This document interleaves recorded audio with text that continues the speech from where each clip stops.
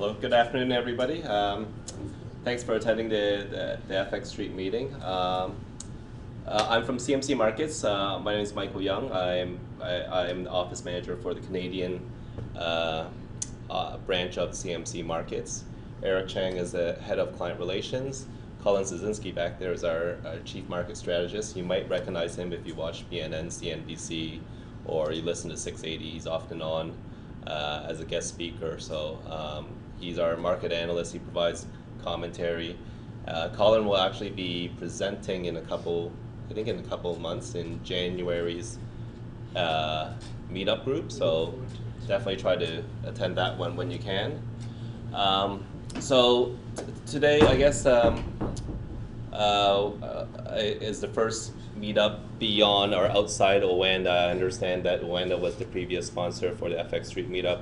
So Giuseppe contacted us to sponsor, and we will be sponsoring, I guess, at least the next 8 sessions, I believe.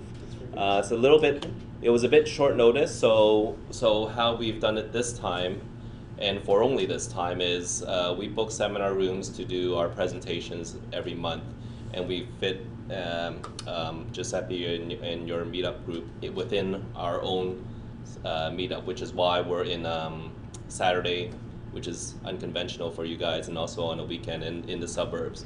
We will be going back to the standard, I guess, setup December going forward, unless people tell you that, oh, we like the idea but just couldn't make it, because obviously today I believe is a relatively small turnout for your group, and I'm not sure if it's because of the timing, if it's because of the location. If you guys have feedback, let us know. But for next month at least, we'll definitely be going back to downtown on a Thursday evening. So that would be the 11th, December 11th. at the Sheraton.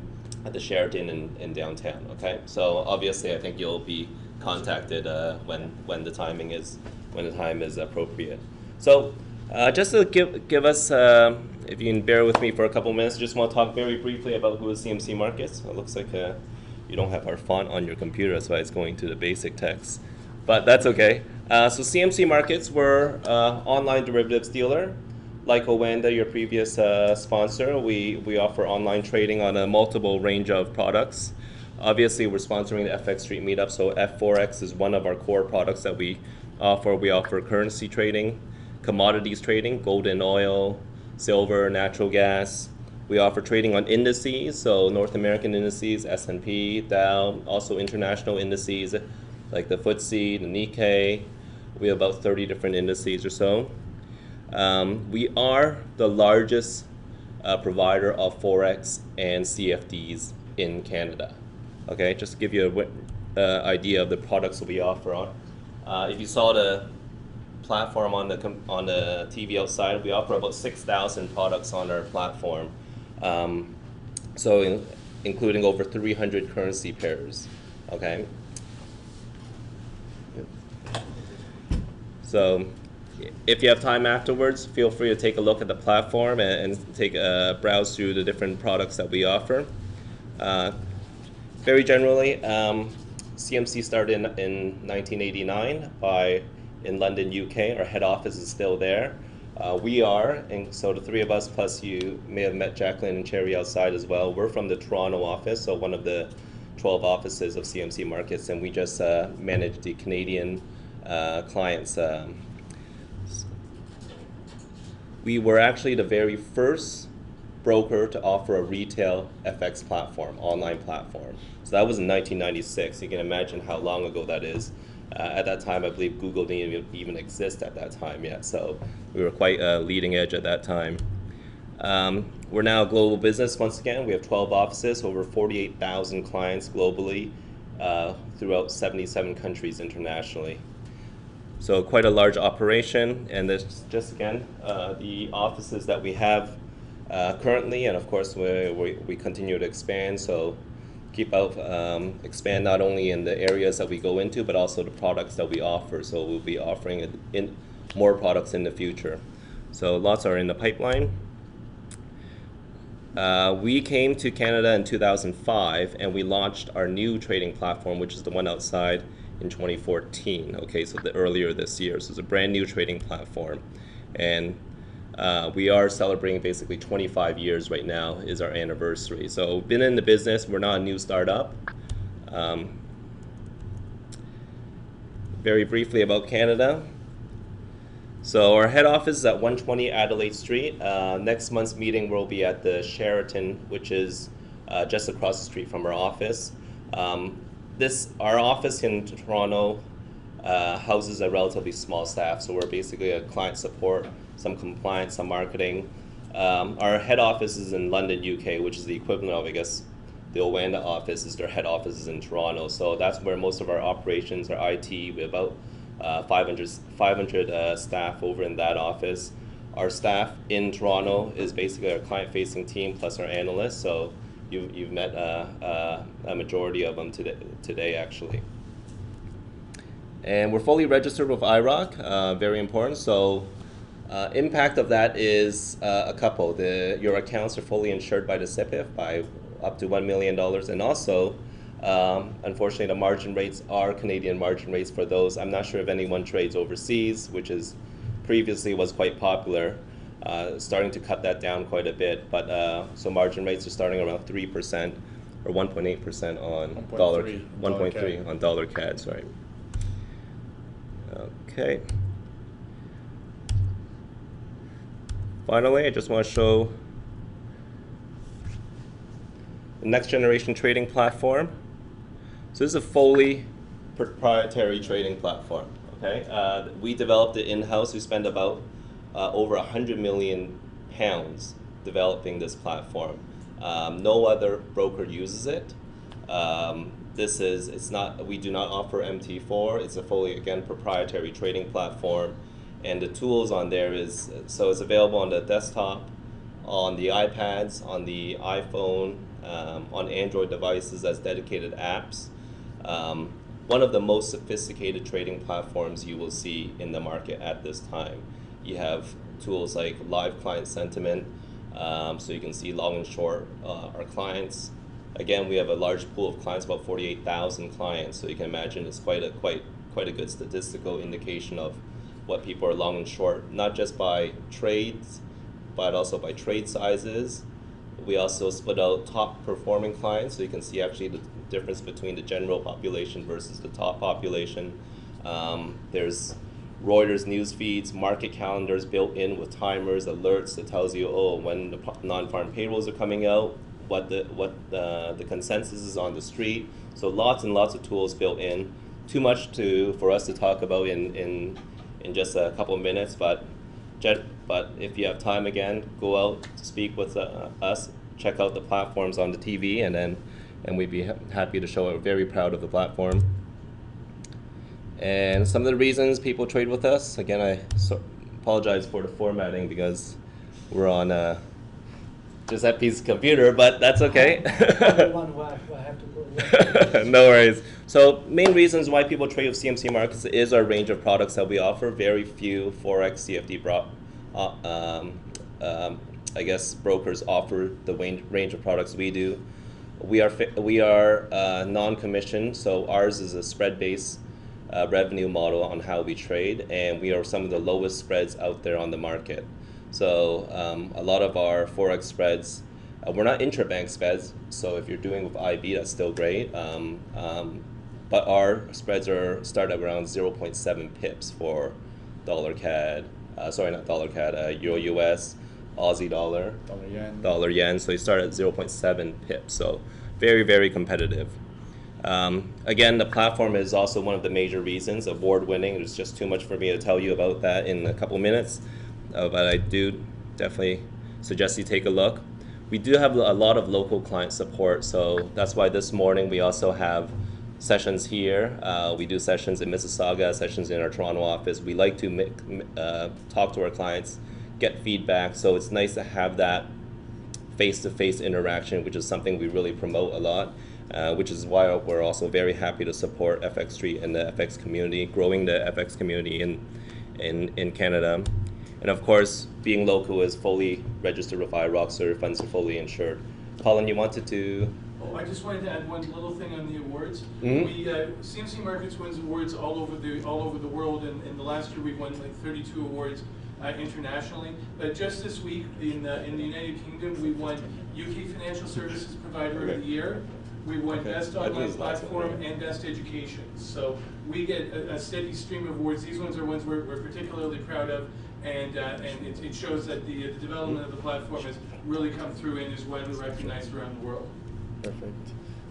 Okay, very last point, just to promote this in your group as well. Any attendees that come to any FX Street meeting today, and of course ongoing, we'll throw in the $100 bonus to them, but they just must register on that form, okay, that when you come in. So if you haven't, on your way out, make sure you register it. When you open an account, mention that, oh, you attended this one, and then we'll throw in the $100 bonus into the accounts, okay? So it's not something, you won't see that on our website, it's not something that we do typically, okay? And I'll just pass it over to Giuseppe, and then you can go on and we can learn about Thank you very much. your trading, okay? There you go, sir. Thank you. Thank you. So let me start this out if I can. And, okay. So thanks a lot for the introduction. Thanks a lot for coming in today.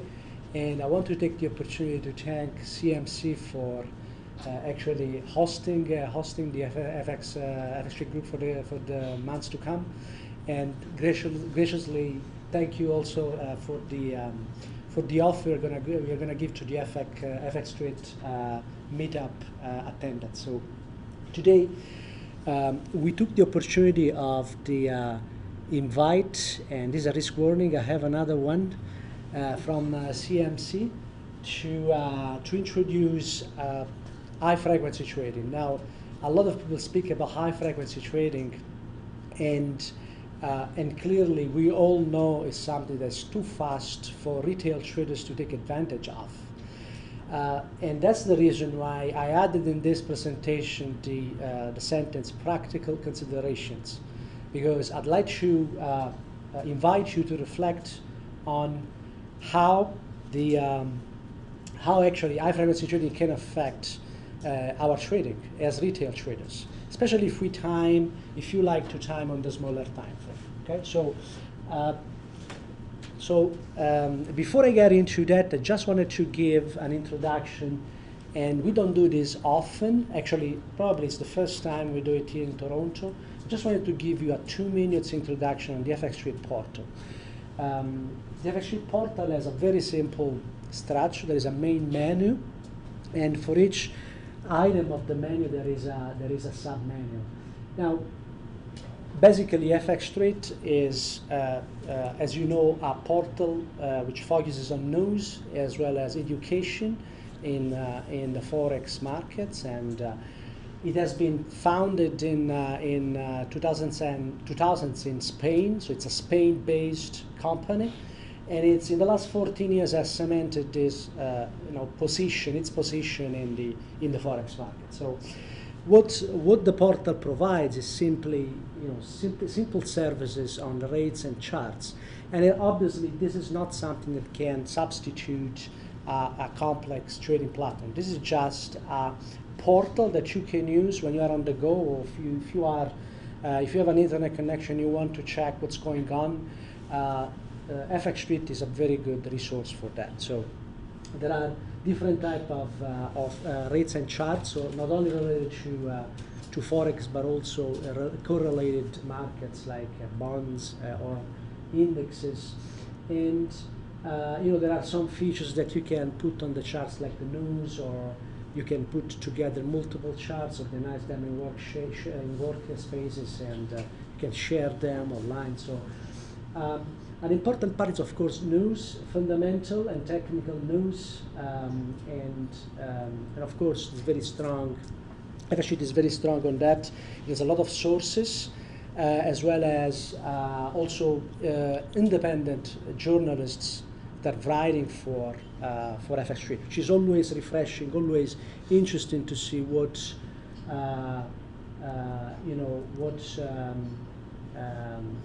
a view different from that of mainstream. So there are analysis as well. You can actually verify the Forex analysis, technical analysis, fundamental analysis, and you can actually filter by pairs. Very interesting. There are trading positions from different banks or independent traders. It's interesting. There are also a number of tools and trading calculators, for example. There are also widgets and basically components that you can use to study a specific market. There are up to 42 widgets you can choose here. Very, very important is the focus on education and webinars. There are great free webinars, a lot of free information, could have very quality information as well. There are great speakers there, and there is this initiative, the Live Analysis Room, which is a free live room that is hosted every day by this gentleman, Dale Pinkert. And it's a growing community. They have 400 people, and sometimes they have 800 people connected, which is quite an achievement for this kind of website. Okay, so let's get into this then. Today I wanted to talk about the practical consideration of high frequency trading of price. So what I want to do, I want to give you this agenda. There'll be a brief introduction on high frequency trading, what really is high frequency trading. And then I will guide you into studying two major effects of high frequency trading on price. Now, these are practical considerations, not some theoretical view about high frequency trading. This is about how high frequency trading affects us as traders. Okay, so that is why I believe it was important to talk about this. Now, in the markets, in modern markets that are totally different animals, I'm going to show you there are different families of algorithms as well, and there are wars between these algorithms. And believe it or not, algorithms from the same family, they trade against each other on different time frames, and there are plenty of evidence of that. And now, I'm interested, particularly as a trader, in methods that help frame price structure based on what algorithms are doing. And as I said, there are different classes of algorithms, so I want to know how high frequency trading affects the families of algorithms that I follow, okay, which actually represent my trading edge. Now, risk is everything. I think I don't have to speak about this, but I will simply say risk management is very important. When the money is gone, the game is over for everybody. It's over for you, it's over for the broker, it's over for your ability to produce an income in the years to come. So, that's the only thing that we have to say. So mind your risk. I have some data from Rwanda, by the way. 22% of retail traders, as of today, still don't use hard stops. And as a result, they get margin call. And they lose between 2,000 to 6,000 in a period of 3 to 6 months. And that's the reality about trading if you do not do things in a certain way. And I don't know if CMC has different statistics. In the future, if there is something that you can do, that would be very interesting to, if you can share aggregate data, that would be great. Thank you. So why I'm qualified to speak about this? Well, I started trading in 2001. I have a background as a computer science engineer, and then I took on a master's in finance in 2010, and a CMT as well. I'm a researcher for the International Federation of Technical Analysts through the Italian chapter. For them, I wrote 3 research papers, and one of these is on high frequency trading. So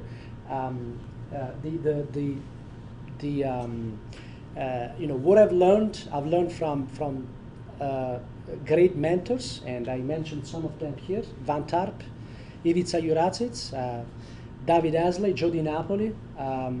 These are people who really understand position sizing, money management on one side, and how and they understand price structure as well. I believe, especially Joe Di Napoli, David Asley, they really understand how high frequency trading, how algorithms affect price structure. I'm going to tell you something about this.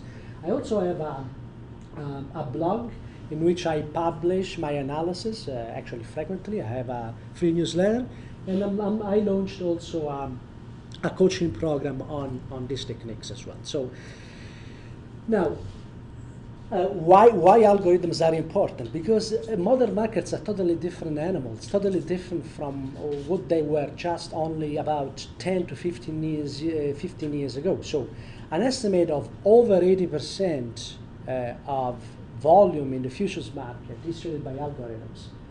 And that was data from 2009. And we could be close, if not over 90%, only in futures.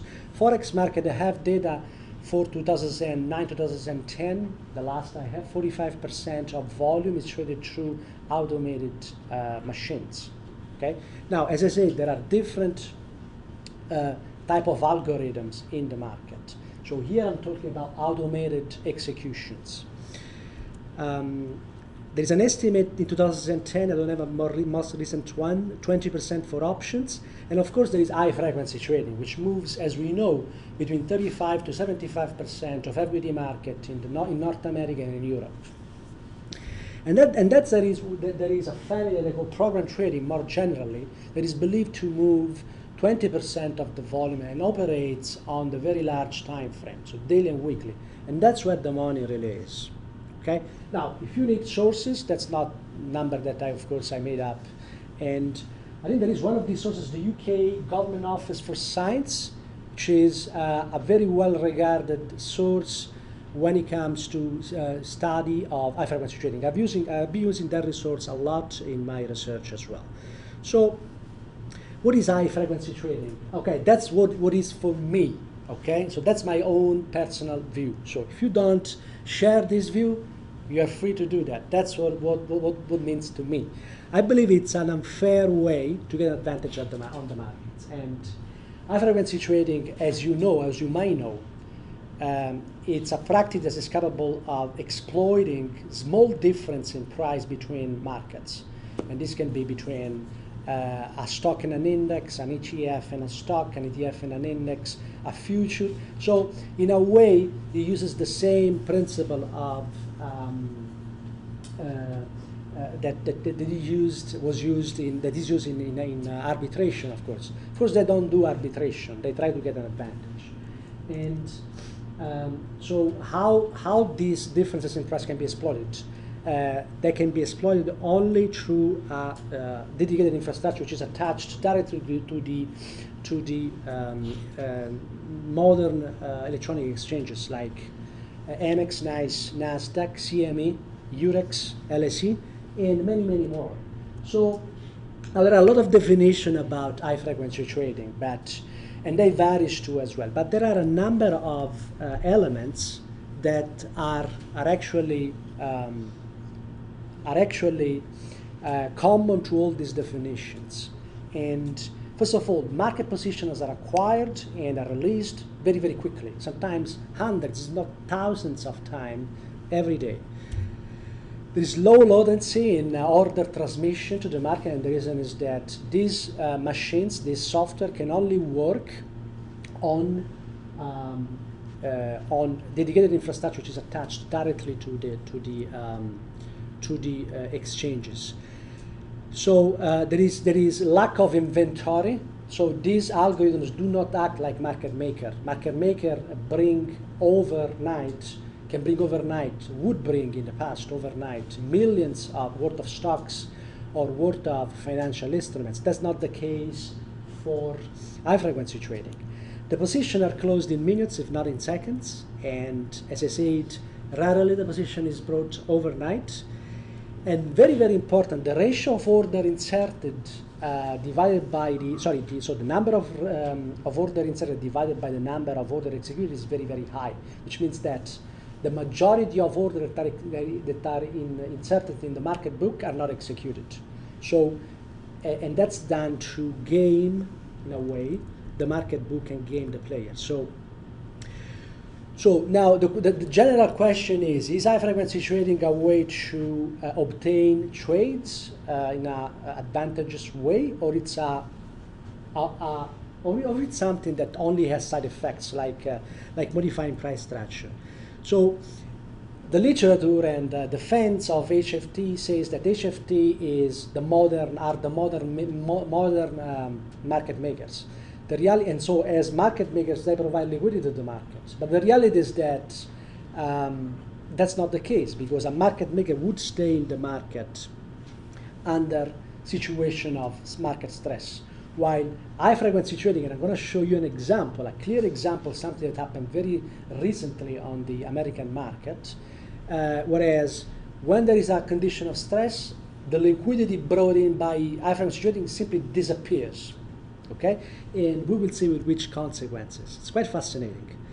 So why then I believe, and that's again, it's my belief, high frequency trading is dangerous, and I'll show you also practically how it's dangerous. Okay, now this is just an introduction. Now later on I'm going to show you what it means on my own trading and what may mean on your own trading. So let me move a little bit, because I think that some people have difficulty in looking at the screen. So so the key mechanism here is a mechanism that is very well known in engineering, and that's the self-reinforcing feedback cycle. And that's something that for sure something that you have experienced in the past. Whenever you were at Paris and at some point you start hearing that huge noise coming from the speakers because someone is actually bringing the microphone closer to the speaker. That's exactly the same mechanism, which is an effect, a small effect that is generated out of the speaker, gets into the microphone and then feeds back into the speaker and becomes larger and larger and larger and larger. And that's exactly the same mechanisms there, which is self-reinforcing feedback cycles. And these cycles, they can actually appear also within financial systems that were designed to be with the best intention, right? So there are some unwanted interaction that can happen also in the financial system and in the financial markets, even again if those were actually designed with the best intention. So now, which kind of changes do we have to consider in the market? This can be change in volume, in volatility. There can be market news. There are some high frequency trading algorithms that analyze the text of news, and based on that, they operate on the market, as well as delays in data. And that's very important, because this is something that I'm going to show you a very, very clear and example that happened. Now, I have a number of examples here of this self-reinforcing cycle. And so far, I understand that I spoke a lot, but I didn't give you, evidence, and we will get there. So don't worry about that. I'm not going to get into details into this. I just want to show you that the top left there, which is the self-reinforcing feedback cycle that was probably responsible for the crash in the 1987 in the stock market, because at the time, there was options with a delta head adjustment for stock holdings, and if the index falls a lot, what happens is that there is an adjustment of the delta edge that obliges you to sell stocks, and as an effect, the index goes even lower, and so now the cycle closes. Okay. Now there is here another example that I'm going to show you in detail. Maybe a little bit complex, but in reality, you'll see what it means on the market and what might means to you if you have an open position, or if you're trying to time the market when that happens. Okay. So now, this is a specific feedback cycle that actually starts when you have two main conditions. And the two main conditions are, there's a relatively large price move to the downside. And we saw this in October. Now I'm going to show you 13th of October. We had something like that happening on the US market. So I'm going to show you that. The second condition is that there has to be a small delay in price quotation. What that means is that the price that the exchange is giving you, it's delayed with what is the actual price that the financial instrument is being exchanged at. Now, are these conditions that happens all the time? No, they happen under specific stress conditions. I'm going to show you an example. So it's not something that you have to be constantly worried about, okay, when you execute or when you use any platform. But it's something that you have to be aware of when you are timing of what can happen, okay? So now, if there are these two conditions, what happens is that an high-frequency trading algorithm might redirect orders to a different market. Now, we all know that we live in a world of fragmented markets. There are tens, if not hundreds, of different electronic venues where stocks and other instruments are exchanged, mainly stocks.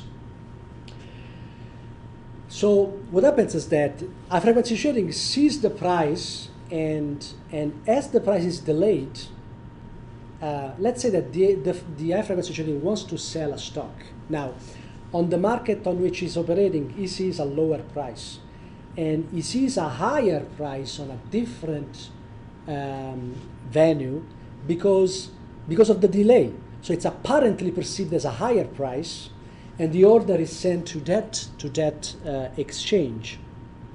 Now, of course, the price only looks more attractive. It is not, and it looks more attractive because of the delay. And as the delay moves deeper and deeper and falls deeper into the market, and the timestamps associated to the price data becomes misaligned, what happens is that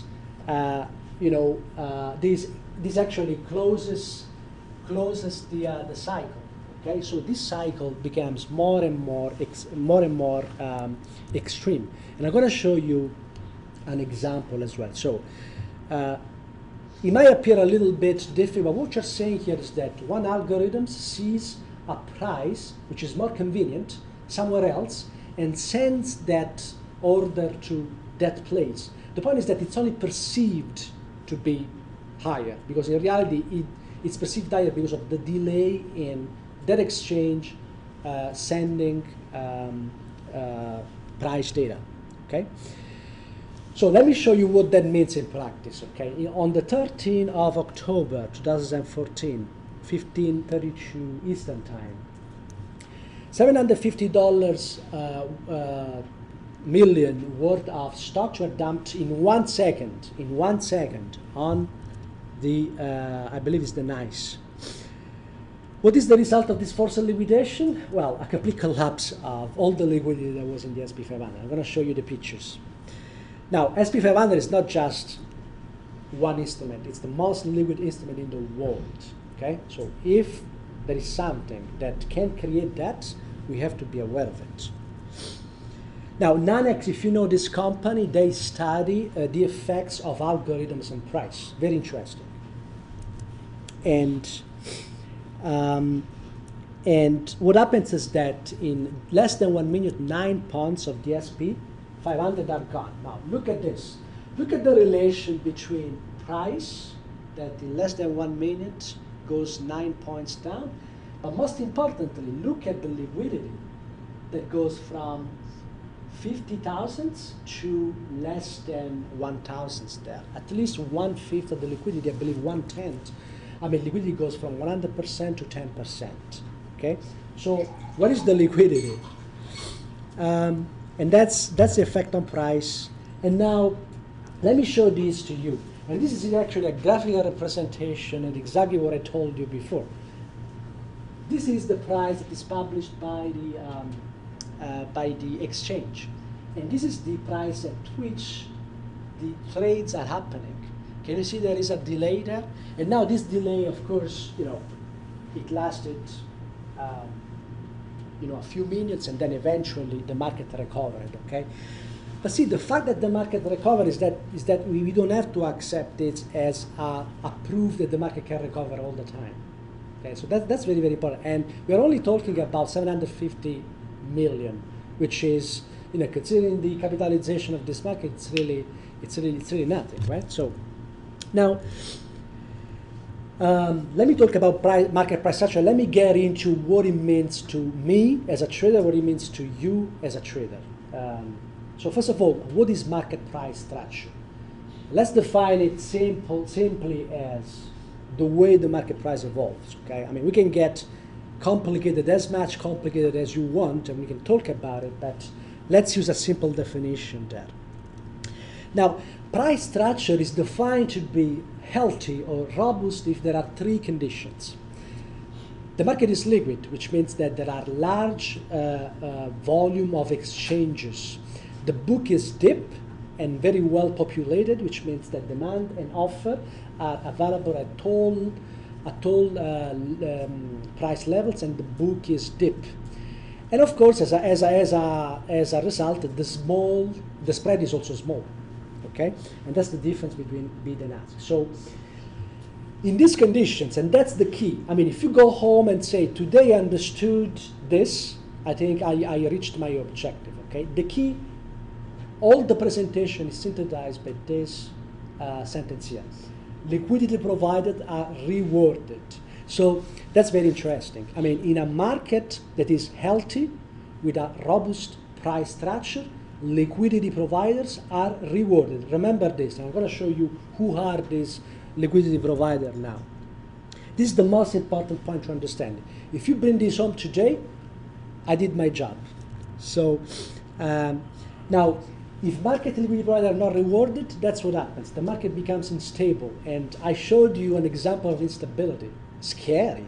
10 points, scary. What if you had bought the SP 500 just a few minutes before and you were not ready? I mean, always be ready with a stop. So, events like the May 2010 flash crash, I mean, I was there that day. I was not trading. I didn't have a position, but I was there. It was scary. I mean, it was scary. The market had lost 2% the day before, and that day lost 7% in 45 minutes. And he said that the event that triggered that was 75,000 SP E-mini futures sold on the market in a matter of 10 to 15 minutes. Okay, so I mean that's the reality of modern markets. Now you can believe that you're free to develop your beliefs about the market. I'm just giving you evidence. Okay, so excuse me. Let's look at a healthy structure of price. Okay, how are we going? Well, I'm going a little bit long, but I think we're fine. So look at the black line. The black line is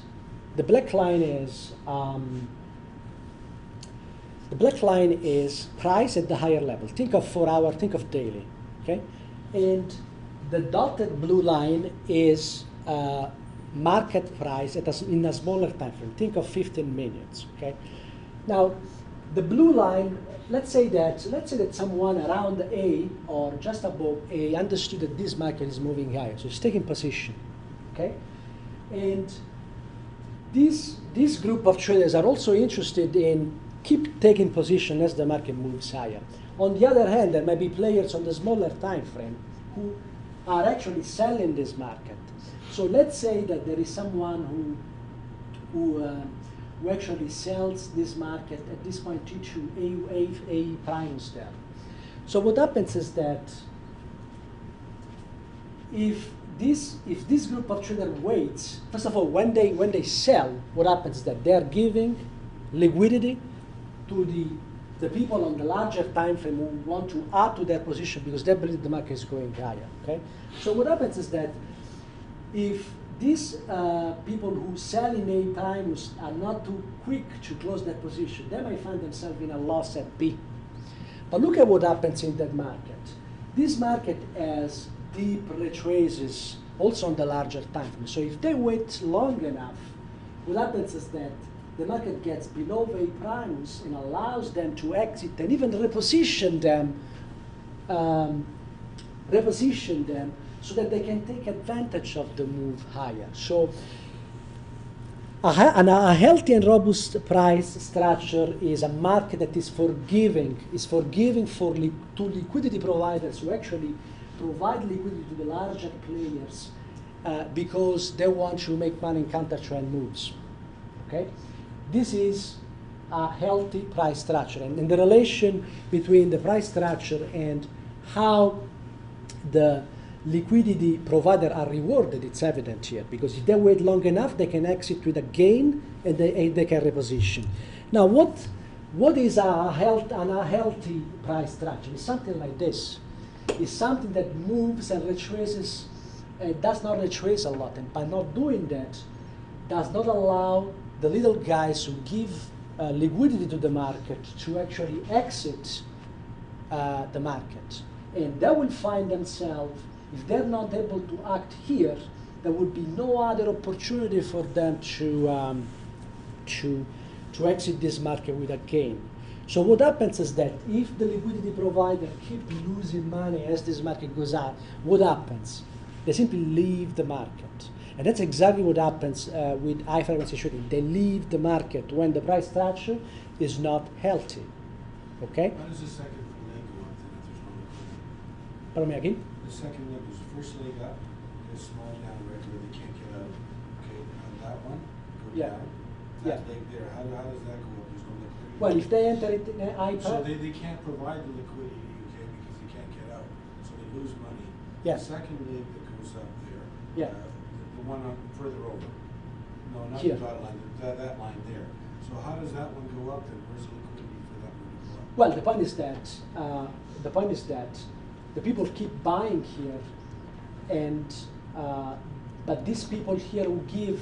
So I mean, it's a loss of liquidity in the market there because those guys aren't able to get out, so they have to take the loss. yeah. The point is that there is nobody selling here, right? So where the market is going, there's no other. I mean, if the liquidity provider are not trying to sell this market. Yeah, but somebody's got to do not the stock, but somebody's got to do Yeah, I mean, got to sell on the way up. you know, the people who are positioned here have no interest in exiting if the market keeps moving up. The point is that the liquidity is gone from the people who actually want to sell this market on the smaller time frame. So there is no one on the smaller time frame. Okay, but my question was, how does the second leg go up then? There's no liquidity. Who's selling to the guys that are buying?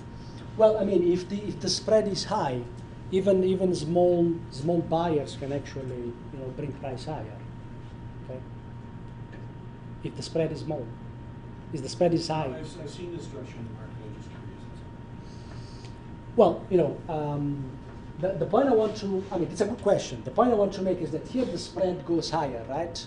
And I've seen market moving higher with a very small volume as well, right? Extended. The main point is that, the people who try to sell this market and actually would allow to have retracement like this are not there. Actually, they leave the market. That's the effect. Now, what I wanted to show you here is that these people here, they leave the market. And that's the parallel with high frequency trading that leaves the market when. I think someone that could provide liquidity would be the people that bought from A to C, because they could have, they're okay with selling it. They made that gain, right? So the people on the first leg could actually provide it for them. Yeah, that could be a point. That could be a source of liquidity, because eventually it goes high enough. It's like, okay, I'll sell it too then, right? Yeah. Afterwards, right? And what happens is that let's not forget 92 to 95% of retail traders also lose money. So there are also breakout traders or people who normally would lose money, and here they're rewarded. They're rewarded because they take position and the market keeps going in their direction. So there may be, there are different type of players as well. Anyway, the point that I wanted to do is that what happens is that typically the liquidity provider would not be happy with this market, okay? Because they are not able to. They try to sell here, and the market keeps moving higher. They eventually they lose they leave the market, and that's what happens with high frequency trading. So that's the point that I wanted to do. Now, how all this matter to my trading and might matter to your trading as well. So the market moves in trends, and this gives us an opportunity to trade low risk retraces, which is what I like to do. Sorry. And this is the real business, I believe. Now, the presence of algorithms is also massive. So we have an opportunity to piggyback the algorithms, and I do that with some proprietary techniques. Now, the presence of what's the effect of the presence of high-frequency trading? In my belief, it makes makes trading even riskier, and I'll show you a clear example how it affected one of my setup. And okay, I mean, that's something different. You know, I don't think that technical analysis is capable of capturing what algorithms can capture. So now, is program trading real, or are these algorithms real? That's something that I showed also in another occasion. I think I showed in the Toronto Money Show, as well. I have some rules to model price. Some of these rules are very simple and hold very, very well. For example, in this case, from A to B, you could have traced this level, and the market went right into the 50% level, and then got into D and E, and then now if you trace from the low to the new low, you capture this G as well, and so on. So the fact that algorithms use computers and might be complicated doesn't mean that they cannot be modeled in simple ways. Okay. And this is another example in which there was the New Zealand dollar back in last year, moving from A to B. Again, there was a 50% retracement, and then this was tested 3 times, and the third time, you know, you could have measured the participation moving on the smaller time frame and looking again at the sequence of measured moves that you have there. And when that sequence is actually fails, it means that there may be participation from program trading and algorithms in the direction of the trade. In this case, the direction of the trade was up. And look at the beauty on how some of those profit levels that are fixed are actually how algorithms respond to those levels. Now, this is just to give an idea that can be a different way of looking at the market. Let's go and see how,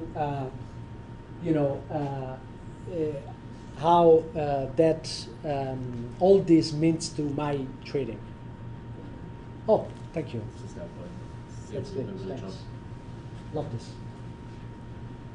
And the button is this one. Yeah. Okay. Thank you. So, okay, here we have, this, first of all, this is the 15 minutes, okay? This is the SP500, and when 15 minutes, yes. So, when we were here, there was a very clear measure move, A, B, C. And I simply trace from A to B, and I'm able to capture this 50% in C. As you can see, initially, the market reacts to that level, meaning that there is some kind of participation at the level. And by the way, that participation could be identified timing it on the sequence of measured move here, because on high volume markets, there are families of algorithms that are active on all the time frames. So from the tick chart to 1 minute, 5 minutes, 15 minutes, 4 hours, and so on. So there is a way to identify whether there is participation of algorithms at these levels. Now, what happened here is that initially there was participation at this level, and then before a news, what happens is that level was pierced just in 2 minutes. I'm going to show you the detail on, and then the market just went into the first and second target of this setup C here. So this setup C had a first target just below 1793.75, I believe, and a second target just where it stopped there. Now, this is the view on the 1 minute, okay? So as you can see on the 1 minute, a market that initially respected a level, just in 2 minutes, broke that level. So high frequency trading or algorithms working on the smaller time frame actually opposed and failed the setup only to revert after just 2 minutes and just then continuing higher. So there are a number of tenets here. First of all, not all program trading participate when high frequency trading or planned news are actually on. And that's an example. But program trading will eventually regain control on a market. And this is actually showcased here. I mean, if I just looked at this first move higher, initially I would try to see whether I can model by tracing from this low here to B. And initially the price stops much higher at C. So in C and F, I'm not able to capture these retraces. But eventually, after F, when I start tracing from F to G, which is the high, I can see now the market is starts reacting again at these levels. Now these levels, there is a study that goes around how I trace these levels here. But what I want to show you what I wanted to show you in this example is that there can be activity of program trading that actually spoils a setup only to get an advantage here, and eventually program trading on the smaller time frame actually regains control. And it's not shown here, but H, the market gets back into H, and H could actually, the setup here could actually be identified with a few minutes in advance by tracing from the low in F to the high in G. And once price got into that level, it went into HX, which is the first target. There was profit taken there. And again, you could trace from this level here to I and identify with few minutes in advance the area L. And eventually price went from that area, responded to the area, right into that first target where profit taking was so now, this example is not built on purpose. I observe these kind of things all the time, okay? I just wanted to give you an example where activity of program trading and algorithms, and as you can see, this activity happens just in few minutes, in 2 minutes. So there is no way this could be something that it's acted upon manually, okay? So this is an example of how what could be actually the interaction between classes of algorithms, specifically high frequency trading and what I call program trading, which is really a family of algorithms that that actually have a very strong effect on the market. So that's what I wanted to talk about today. And if you have any questions, I mean, I'm happy to answer. Sure. Would program traders try and take advantage of certain rules on level 2 quotations? Now, the point is that the way so the answer could be yes. And as I said, there are families of programs, and they actually can trade on different time frames as well, can take different directions as well. Now, the way we model them is something different. I don't ask whether they go on, which is the data they use, whether they use technical fundamental data, whether they use the book, how they use the book. I ask, are there simple ways to model them, okay? And that's something that I've learned with mentors I've worked with. So the answer is, but how do we know it? That's the point. So my approach is observe price and how it reacts to a certain level, and try to identify whether there is a logic to identify those levels in advance. Okay? Because in reality, it's asking the question why. It's quite dangerous because it requires you to have a lot of information. And as we cannot have all the information that, you know, the big banks or big institutions running these algorithms have, we end up doing assumptions, and doing assumptions is very, very dangerous thing. It's like when we fix a pip stop, and we say I want a 30 pip stop. No, you don't fix pip stop. You ask the market to tell you what's a proper stop in that specific market condition. Okay, so I mean, to be honest, it's not an answer I can give you because it's not that kind of analysis I do. I mean, my analysis is only on price. And when I see price reacting at some levels, I try to go back and see whether there is a sequence, whether there is a regularity in that movement. Okay, that's what I do. And there are, you know, if you read about algorithms like Sniper, which are, you know, which are more high frequency trading anyway. I mean, there are versions of these algorithms coming out all the time. Sniper, I think, was introduced in 2009, and now in 2012 there's the new version, which actually tries to source liquidity not only from human traders now, but also from HFT. So it's quite interesting. But this kind of program trading, it's kind of a different type of.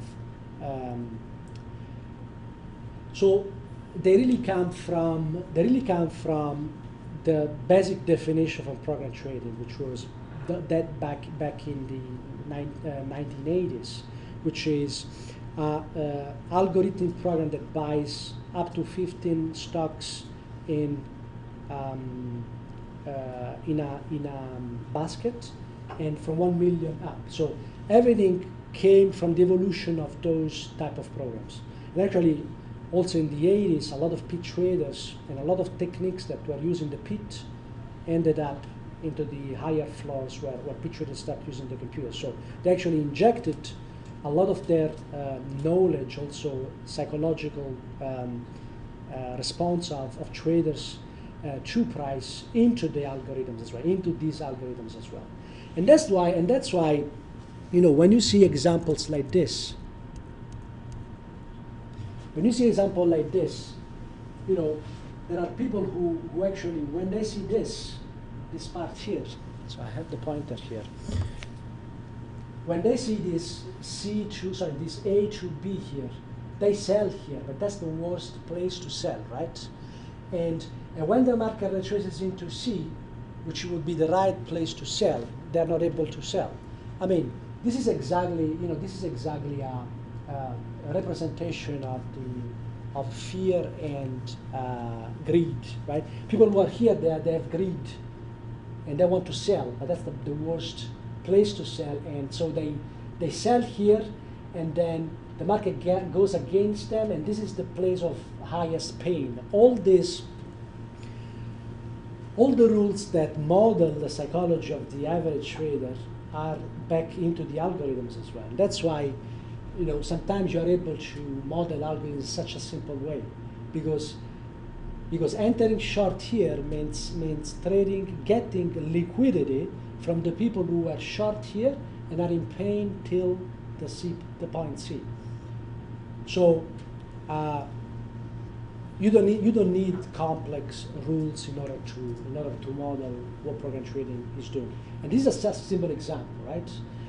And when the market was in G, you went to the first target and second target. Look at how program trading, or whoever is there, is taking profit at those levels. And the next measured move would have been from F to L fails. And when that happens, it means that the whole sequence of move lower here is not valid anymore, which means that there might not be program trading that is actually interested to keep pushing this price lower at this stage. So if program trading is not pushing price lower, if it's true that program trading moves 20% of the volume on the larger time frame, and is responsible of these moves, and is responsible of these moves. Now, if they're not interested in selling this market, probably this market is not going to go lower a lot more. So, do we need complex consideration in order to model the effect of programs on price? I don't think so.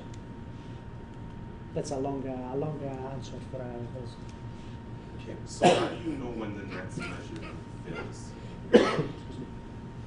How do you know when the next measure fails? Well, I mean, I follow some rules which are not very complex.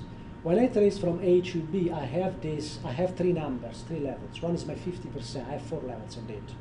One is my 50%, which is my level where I expect a participation in program trading.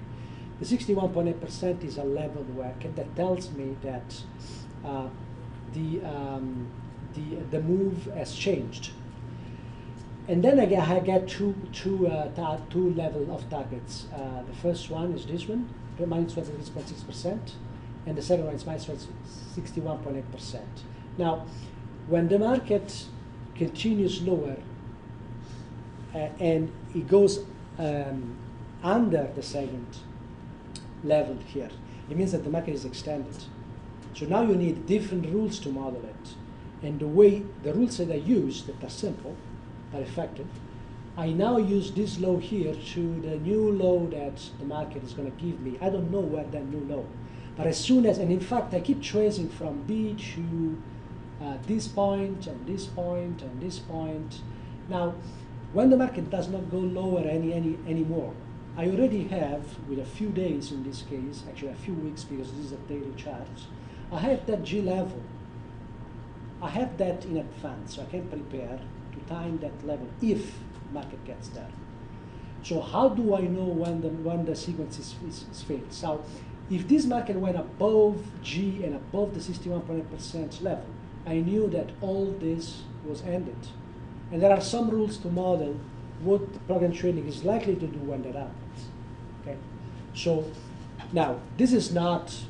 So if it goes above the 61.8, yes, then that's considered a fail. Yes, the point is that you don't have to guess. You have other instruments that help you to time on the smaller time frame. So you always let the market decide. And that's the reason why I included this market here, so this example here. In this example, there was a clear potential level of participation from program trading. It worked once and twice. And we could identify that simply, in this specific case, by choosing from A to B. Now, whether there is participation again at the level or not, we cannot know. But we can use a technique which studies algorithms on the smaller time frame. And that's where we go here. So if that was the daily, this is the 4 hour. Now, can you see that in the 4 hour there is the same sequence of measured move, A, B, C, and then getting into D and E. And now, price is into that larger area of potential support. So if the sequence of measured move on the smaller time frame fails, it means that these guys here in this time frame are not strong enough to keep pushing price lower. As a result, if they're not strong enough to push price lower, what happens? What happens? That the larger group, the algorithm on the larger time frame now has the power to overcome the sellers that are here and push this price, push it where? That's a beauty. Anyway, yeah, that's what I use. Okay. So this is a simple way, but very effective, I can tell you, to model this class of algorithms. Now, how high frequency trading affects me, it bothers me sometimes because, if I'm timing this and then I get this in 2 minutes, I'm quite pissed off, to be honest. Yeah. Okay, so that's what I wanted to, show in terms of effect of high frequency trading on the setups. Okay, I hope it's interesting. Any other questions?